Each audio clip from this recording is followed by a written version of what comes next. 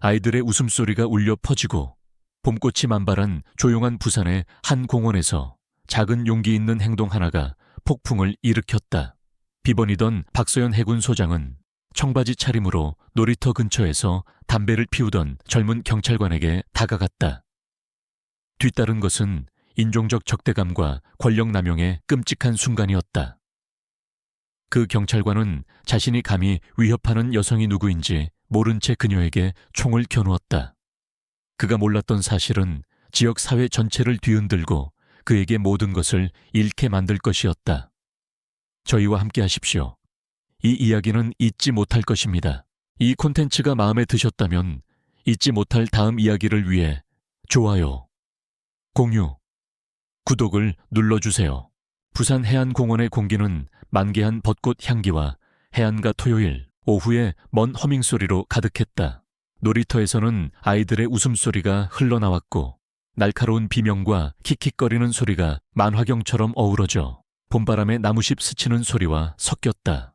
박소연 소장은 대한민국 해군에서 수십 년의 무게를 지닌 이름을 가진 여성이었다. 그녀는 낡은 벤치에 앉아 무릎 위에 가볍게 손을 올려놓고 있었다. 48세의 그녀는 조용한 강인함 그 자체였다. 한낮의 태양 아래 그녀의 건강한 피부가 빛났고 사복, 단순한 리넨 블라우스와 청바지, 은 그녀가 제복 위에서 딴 별들을 가리고 있었다. 오늘은 귀한 선물 같은 날이었다. 회의도 없고 경례도 없이 그저 숨 쉴 기회만 있을 뿐이었다. 그녀는 5살이 채 안 돼 보이는 어린 여자아이가 그네 근처에서 나비를 쫓는 것을 지켜보았다. 아이가 걸을 때마다 따은 머리가 통통 튀었다. 박 소장은 희미하게 미소 지었다. 그 미소는 수천 번에 보이지 않는 전투를 숨기고 있었다. 서해에서의 임무 함대를 지휘하며 보낸 잠 못 이루는 밤들, 그리고 종종 그녀를 올가매려 했던 세상에서 그토록 높은 지위에 오른 최초의 여성 중 한 명이라는 말없는 부담감. 이 공원은 그녀의 안식처였다. 직함의 무게를 벗고 그저 존재할 수 있는 곳이었다. 그 평화는 날카로운 담배 연기 때문에 산산조각났다. 박 소장의 미간이 찌푸려졌다. 매캐한 냄새가 근처 떡갈나무에 기대선 인물에게서 바람을 타고 날아왔다. 그는 젊었다. 20대 중반쯤 경찰 제복은 빳빳했고 자세는 오만할 정도로 느긋했다. 담배는 그의 입술에 매달려 있었고 가느다란 연기 기둥이 위로 피어올랐다. 그는 10피트 떨어진 곳에 게시된 금연. 표지판은 아랑곳하지 않고 휴대폰 화면을 내리고 있었다. 더 나쁜 것은 그가 아이들이 뛰어놀고 있는 놀이터 바로 옆에 있다는 점이었다. 아이들의 폐는 그의 부주의함을 감당하기에는 너무 작았다. 그녀는 일어섰다. 움직임은 신중했다. 그리고 그를 향해 잔디밭을 가로질렀다. 그녀의 목소리는 수년간의 지휘 경험으로 다듬어져 차분했다. 실례합니다. 순경님, 여긴 금연 구역입니다. 놀이터고요. 그는 처음에는 쳐다보지도 않았다. 그저 천천히 연기를 내뿜었다. 그 연기는 도전처럼 그들 사이에 머물렀다. 그의 눈이 마침내 그녀에게 향했을 때 창백한 파란 눈에는 경멸감이 날카롭게 서려 있었다. 그래서요, 누가 막을 건데요, 당신이. 그의 말투에는 조롱이 뚝뚝 흘렀고 당신이라는 단어에는 더 추악한 무언가, 박 소장의 평정을 건드리는 무언가가 섞여 있었다. 규칙을 지켜달라고 부탁하는 겁니다. 그녀가 흔들림 없는 시선으로 말했다. 아이들을 위해서요. 그는 몸을 바로 세우고 담배를 땅에 던져 구둣발로 지시겼다. 아줌마는 당신한테 명령 안 받아. 그냥 당신 일이나 신경 쓰고 가서 앉아 있으시죠. 그의 입술이 비틀렸고 그는 더 가까이 다가섰다. 180cm가 넘는 그의 몸이 위협하려는 듯이 다가왔다. 아니면 산책이나 가시든가. 여긴 당신 공원이 아니니까. 박 소장은 움찔하지 않았다. 그녀는 태풍과 적대적인 조사위원회를 마주했었다. 이 젊은이의 허세는 그에 비하면 산들 바람이었다. 모두의 공원입니다. 그녀가 대답했다. 벨벳에 쌓인 칼날 같은 목소리였다. 그리고 당신은 법을 어기고 있어요. 끄지 않으면 신고하겠습니다. 변화는 즉각적이었다. 그의 얼굴이 어두워졌고 목덜미까지 홍조가 차올랐다. 그의 손이 허리띠로 움찔거렸다. 무정의가 아니라 권총집이었다. 지금 나 협박하는 겁니까? 그가 목소리를 높이며 쏘아붙였다. 누구한테 말하는지 알고 하는 소리예요. 눈 깜짝할 사이에 당신 바닥에 수갑 채워서 눕힐 수도 있어. 몇몇 사람들이 고개를 돌렸다. 벤치에 부모들 달리던 조깅객 공기가 팽팽해졌다. 공원의 평화로운 웅성거림이 깨지기 쉬운 침묵으로 바뀌었다. 박 소장의 맥박이 빨라졌다. 두려움 때문이 아니라 이 순간이 어떻게 번질 수 있는지에 대한 차가운 명료함 때문이었다. 그녀는 그의 눈에서 반짝이는 것을 보았다. 특권 의식 분노, 이미 무시해버린 사람, 그녀처럼 보이는 사람에게 도전을 받았다는 것에 대한 분노였다. 물러서세요. 그녀가 흔들림 없이 권위적인 어조로 말했다. 이러고 싶지 않을 텐데요. 그는 거칠게 짖는 듯한 소리로 웃으며 권총집 클립을 풀었다. 손가락이 권총 손잡이를 스쳤다. 아니 하고 싶은데 아주 빨리 존댓말 배우게 될 거야. 박 소장의 머릿속은 빠르게 돌아갔지만 몸은 뿌리 박힌 듯 그대로 있었다. 수년간의 훈련이 발동했다. 상황을 진정시킬 수도 있을지 몰랐다 하지만 총이 모든 것을 바꾸었다. 그녀는 비무장이었고 제복을 입지 않았으며 그의 눈에는 민간인이었다. 그럼에도 그녀는 여전히 박서연 해군 소장이었다. 그녀는 뼛속까지 정의를 품고 있었고 이것에 굴복하지 않을 터였다. 마지막 기회입니다. 그녀가 낮고 강철 같은 경고를 담아 말했다. 집어넣으세요. 그의 손이 권총을 감쌌다. 경찰관의 손가락이 권총을 꽉 쥐었다. 권총집 스트랩이 풀리는 금속성 찰칵 소리가 총성처럼 정적을 갈랐다. 박서연 소장은 물러서지 않고 버텼다. 그녀의 검은 눈은 그의 눈에 고정되어 그의 얼굴의 모든 실룩거림을 읽었다. 벌렁거리는 콧구멍 관자놀이에 맺힌 땀방울 분노로 일그러져 비웃음이 된 입술. 주변의 공원은 숨을 죽였다. 한 엄마는 어린 아들을 얼른 안아들고 피크닉 테이블 쪽으로 물러섰다. 그녀의 휴대폰은 이미 녹화 중이었다. 스케이트보드를 타던 10대 소녀는 속도를 늦추었다. 그의 커진 눈은 제복 입은 남자와 그와 맞선 여성 사이를 오갔다. 네가 뭘 안다고 생각해? 경찰관이 뱉어냈다. 그의 목소리는 허세와 통제불능의 무언가가 뒤섞여 떨렸다. 그는 권총을 집에서 반쯤 뽑아들었다. 아직 완전히 겨누지는 않았지만 위협이자 조롱으로 공중에 떠있게 했다. 물러서라고 했지 아니면 끝장이야 들었어. 끝장이라고. 박 소장의 심장이 쿵쾅거렸다. 일정하고 신중하게 혼돈 속에서 시간을 맞추는 메트로놈처럼 그녀는 죽음과 마주한 적이 있었다. 예멘 해안에서 미사일이 그녀의 함선 옆을 스쳐 지나갔을 때 그 열기를 느낄 수 있을 만큼 가까웠다.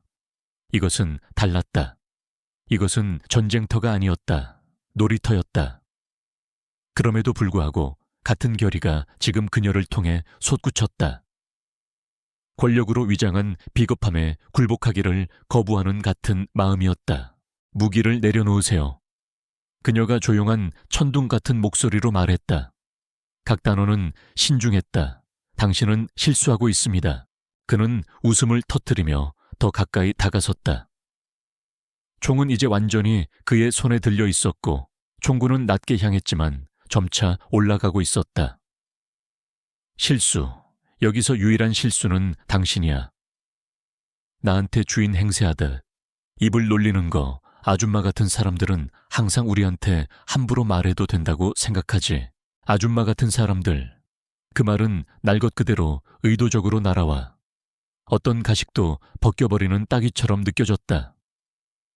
박 소장의 턱이 굳어졌지만 표정은 평온한 가면을 유지했다. 그녀는 그런 말을 들어본 적이 있었다. 기지에서, 회의실에서, 그녀가 계급을 오르는 동안 등 뒤에서 속삭이는 소리로 하지만 여기서 아이들이 지켜보는 가운데 총구가 얼굴을 향한 차에 듣는 것은 그녀의 자제심 아래 불을 지폈다. 나는 당신의 적이 아닙니다. 그녀가 가슴속에 휘감기는 긴장을 뚫고 말을 뱉어냈다. 하지만 당신은 돌아올 수 없는 선을 넘고 있어요. 무슨 짓을 하고 있는지 생각하세요. 닥쳐, 그가 소리쳤다. 총을 앞으로 내밀자 목소리가 갈라졌다. 총구가 이제 그녀의 가슴에서 몇 인치 떨어져 있었다. 그의 손이 떨리며 그가 매달린 허세를 배신했다. 무릎 꿇어. 지금 당장 장난 아니야. 점점 커지는 군중 속에서 탄성이 터져 나왔다. 사방에서 휴대폰이 치켜 올라갔고 렌즈가 햇빛에 반짝이며 매 순간을 포착했다. 박 소장은 움직이지 않았다. 그녀는 170cm의 키로 그의 폭풍에 맞서는 기둥처럼 꼿꼿하게 서 있었다. 그녀는 자신에게 쏠린 시선들의 무게를 느낄 수 있었다.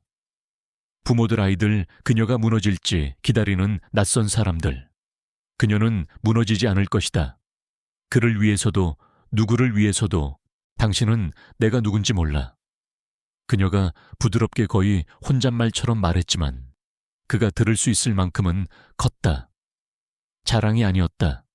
그녀가 수년간 짊어져온 무게를 담은 진실이었다. 네가 누군지 상관 안 해. 그가 붉어진 얼굴로 포효했다. 입술에서 침이 튀었다. 넌 나한테 아무것도 아니야. 엎드려 아니면 맹세코. 숭영, 새롭고 날카롭고 긴급한 목소리가 끼어들었다. 두 번째 경찰관 나이 든 여성이었다. 그녀의 명찰이 번쩍였고 주차장 근처에 주차된 순찰차에서 나와 그들을 향해 뛰어왔다. 그녀의 손은 자신의 권총집 위에 놓여 있었지만 눈은 경악으로 커져 있었다. 물러서 김민준 대체 뭐 하는 거야? 그는 얼어붙었다. 총은 여전히 박 소장을 향해 있었고 가슴은 들썩였다. 그녀가 저를 위협했습니다. 이 경사님, 경찰관 모욕, 무기 내려. 이 경사가 소리쳤다. 그녀의 어조는 토론의 여지를 남기지 않았다. 그녀는 박 소장을 흘끗 보고 다시 그를 보았다. 군중 휴대폰 놀이터를 인식하자 얼굴이 굳어졌다. 지금 당장 김순경. 잠시 동안 그는 움직이지 않았다. 그의 눈은 박 소장과 이 경사 사이를 오갔다. 불안정하고 방향을 잃은 듯 마치 변화를 이해할 수 없다는 듯이. 그리고 천천히 마지못해 총을 내렸다. 권총집에 다시 쑤셔 넣는 그의 손이 떨렸다. 이걸로 끝난 거 아니야. 그가 중얼거리며 박 소장을 노려보았다. 후회하게 될 거야. 박 소장은 응답하지 않았다. 그녀는 숨을 내쉬었다. 참았던 숨을 천천히 내뱉었다. 이 경사가 그의 팔을 잡고 뒤로 끌어당기는 동안 그녀의 시선은 그에게 고정되어 있었다. 군중이 웅성거렸다. 속삭임의 물결이 분노로 부풀어 올랐다. 봤어요. 담배 하나 때문에 여자한테 총을 겨눴어요. 이 경사가 박 소장에게 돌아섰다. 표정에는 사과와 피로감이 뒤섞여 있었다. 부인 괜찮으십니까? 보고서 작성을 위해 성함이 필요합니다. 박 소장은 그녀의 눈을 마주 보았다. 그 순간의 무게가 뼛속 깊이 내려앉았다. 박서연입니다. 그녀가 간단히 말했다. 잠시 후 그녀는 덧붙였다. 대한민국 해군 소장 박서연. 이 경사는 눈을 깜빡였다. 수첩 위의 손이 멈췄다. 김순경의 고개가 획 돌아갔다. 그의 비웃음이 처음으로 흔들렸다. 공기가 다시 변했다. 더 무겁게 진실이 그들 사이에 걸려 있었다. 곧 이 공원을 훨씬 넘어 퍼져나갈 진실이었다. 박서연 해군 소장의 말이 공기 중에 내려앉자 해안공원의 침묵은 귀가 먹먹할 정도였다. 이 경사의 펜이 수첩 위에서 멈췄고 박 소장의 직함의 무게가 가라앉자 입이 살짝 벌어졌다. 김민준 순경의 허세는 무너져 내렸다. 그의 창백한 눈이 커지며 박 소장과 군중 사이를 오갔다. 마치 자신이 방금 발을 들인 현실에서 벗어날 탈출구를 찾는 듯했다. 휴대폰들은 계속 돌아갔다. 깜빡이지 않는 렌즈는 그가 뒷걸음질치는 모든 비틀거리는 발걸음을 포착했고 이 경사는 그의 팔을 더 꽉 잡았다.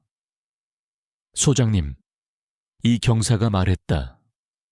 목소리가 존경과 불신이 뒤섞여 부드러워졌다. 죄송합니다. 이런 일이 있어서는 안 됐습니다. 진술이 필요합니다. 박 소장은 고개를 끄덕였다. 시선은 김순경을 떠나지 않았다. 진술하겠습니다. 하지만 이건 제 문제가 아닙니다. 그와 그가 선택한 행동에 관한 문제입니다. 그녀의 말은 차분하고 신중했지만 판사의 망치가 나무를 치는 듯한 힘을 실었다. 그녀는 이 경색에 돌아섰다. 자세는 여전히 꼿꼿하고 흔들림 없었다. 제대로 처리되도록 하십시오. 이 경사는 침을 삼키고 무전으로 지원을 요청했다. 상황을 전달하는 그녀의 목소리는 딱딱 끊어졌다. 김순경은 알아들을 수 없지만 아기에 찬 무언가를 중얼거렸고 이 경사는 그를 순찰차 쪽으로 거칠게 끌고 갔다. 그의 구둣발이 잔디 위를 끌렸다. 군중이 터져 나왔다. 분노와 불신의 물결 속에서 목소리가 높아졌다. 여자한테 총을 겨눴어요. 한 여성이 아들의 손을 꼭 잡고 소리쳤다. 아무 이유 없이 박 소장은 뒤로 물러섰다. 아들의 난린이 가라앉자 숨결이 안정되었다.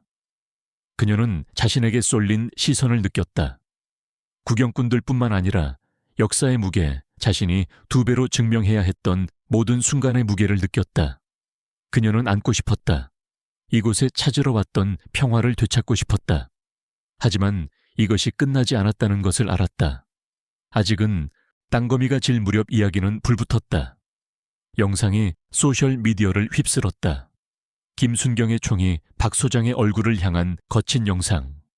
그녀의 흔들림 없는 결의, 그의 무너지는 오만함 엑스포스트에는 해안공원, 파치절 박서연에게 정의를 해시태그가 몇 시간 만에 트렌드에 올랐다. 아침이 되자 지역 뉴스 방송에서 영상이 반복 재생되었다. 담배 때문에 훈장받은 해군 장교를 위협한 경찰 헤드라인이 비명을 질렀고 뒤이어 박 소장의 이름 계급 얼굴이 실렸다. 대중의 눈에 새겨진 조용한 힘의 초상화였다. 경찰청은 허둥댔다. 월요일에 기자회견이 열렸고 부산경찰청장은 김순경의 직위 해제를 발표하며 침통한 표정을 지었다. 이런 행동은 용납될 수 없습니다.